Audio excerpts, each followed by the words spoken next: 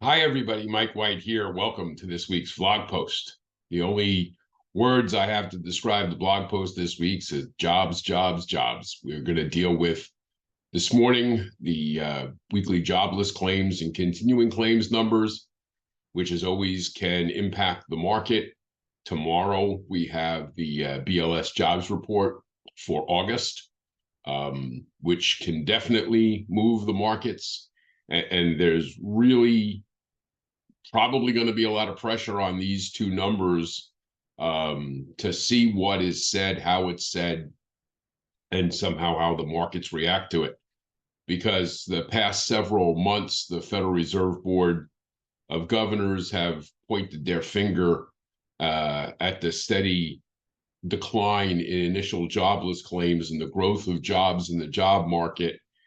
And they're pointing at that and saying, it shows that the economy is still, way too strong and too hot. And we got to continue raising interest rates because job market is tight. And, there's all these jobs that are not full. There's putting pressure on wages and all this other stuff. And they keep pointing at it despite the fact that, a lot of the information that they're looking at has recently been, I don't know, how about the word adjusted?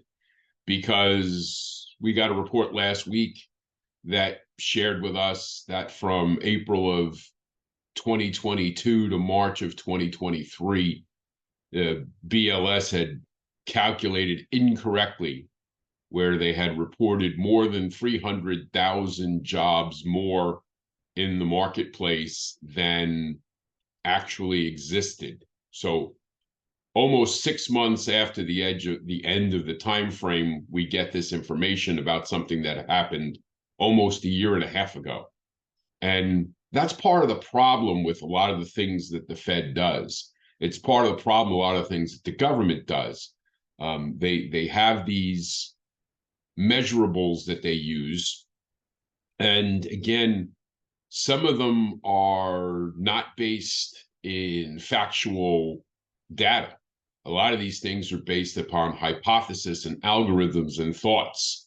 They have things in them called seasonal adjustments where they program in, well, because we think that this time of year more people are working, or this time of the year more people are retiring, or whatever it is, they kind of skew the numbers as opposed to, hey, here's the actual number of jobs, or here's the actual number of people working, and this is the information as of last week. No, it's sort of like we're getting the August jobs report. Well, that's great, except for the fact that we just found out that the data from April of 2022 to March of 2023 was off better than 9% in their numbers on a monthly basis. And that's ridiculous. It's not, it's like, oh, well, we were close. Well, yeah, it's saying it was close. Yeah, I want to go to Boston and I ended up in Cleveland.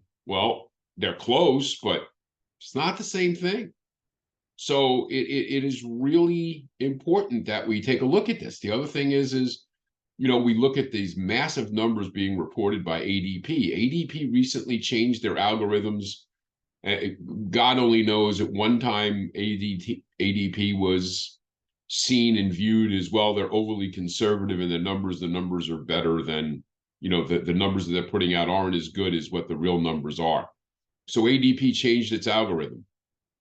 And not too long ago, ADP came out with a report that increased jobs by 800,000.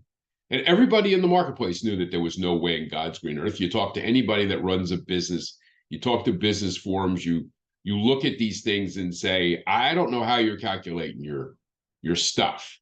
Okay, I don't know what metrics you're using, but your new algorithm went way the other way. And now nobody can trust your numbers because your numbers are way too high. So ADP is literally went from being, viewed as somebody who was putting out information that was, incorrect because it was not measuring jobs well enough, and now they're overestimating things. And it makes you wonder that why isn't it that the Federal Reserve Why is it the federal government? Why is it that the government itself can't get real-time data like the markets see? Why is it that they do something called the household survey to determine the unemployment rate, but it doesn't take into consideration whether people are working full-time or part-time? They count their jobs numbers the same way. You got one person, going out there and working a full-time job and two part-time jobs. You get somebody who's working a full-time job and now they work for Lyft and Uber and DoorDash to supplement their income. They turn them on all at the same time, and immediately there are four jobs out there that are being worked. Well, it's one person. It's one person that has four jobs. It's not. And they're not doing those four jobs because, oh, look at this, I'm going to buy my Mercedes. They're doing it because, to be honest with you, government inactivity and then overactivity has caused inflation to be out of control for a period of time. And even though inflation's going down now, and it is, and it's heading in the right direction, that doesn't mean prices are going down. It just means prices aren't going up as fast as they used to.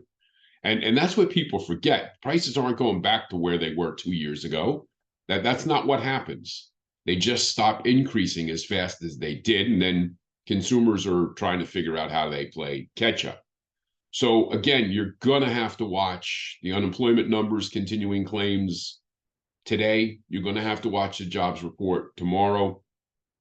This is going to be information that's going to move the markets, could move them for the better. A bad jobs number with higher jobless claims than anticipated, higher continuing claims than anticipated, and lower jobs numbers than were anticipated, and we could see a real positive reaction in the bond market. Pricing could improve dramatically.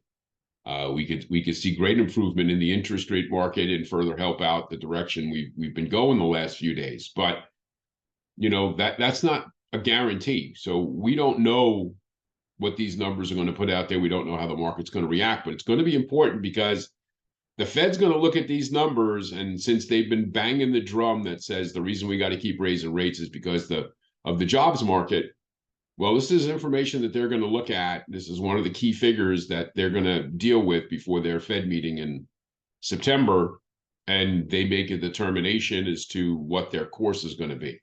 So pay attention to what's happening. It's really critical that you do. On the brighter side, purchase loan activity has been strong. Despite 7% interest rates, people are really going out there and adopting the philosophy that I shared with you guys about understanding the monthly value. That 7% mortgage can be better than a 3% mortgage if your total monthly payments are lower.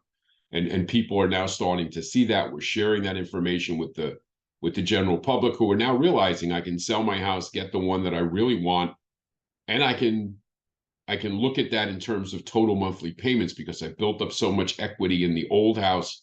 I can pay off other higher priced debt like, credit cards and car loans and all these other things, the debt that they're carrying. Remember, we as a business, it's not about the interest rate. It's not about the amount of money that people are borrowing. That's not what they're qualified on. They're qualified on how does that payment, impact their monthly total debt ratios. And so anytime that you can lower the total cost of somebody's existence, you've done a great thing. Anytime you can show somebody how for $200 or $300 more a month, they can have a much nicer set of circumstances in their lives, then it gives them the option to sit there and say, well, maybe 7% is better than 3%. Is it better in all cases? Obviously not. And sure, I would love to have 3% mortgage rates, but 7% mortgage rates right now is not a barrier for people, especially those people who have a house and have had a house and are going to be selling one to buy one, because those people have built up a tremendous amount of equity over the years. Those people's circumstances may be such where they could really benefit. So as always, questions or comments, it's Mike at imtcoaching.com. We'll talk to you again next week. Take care.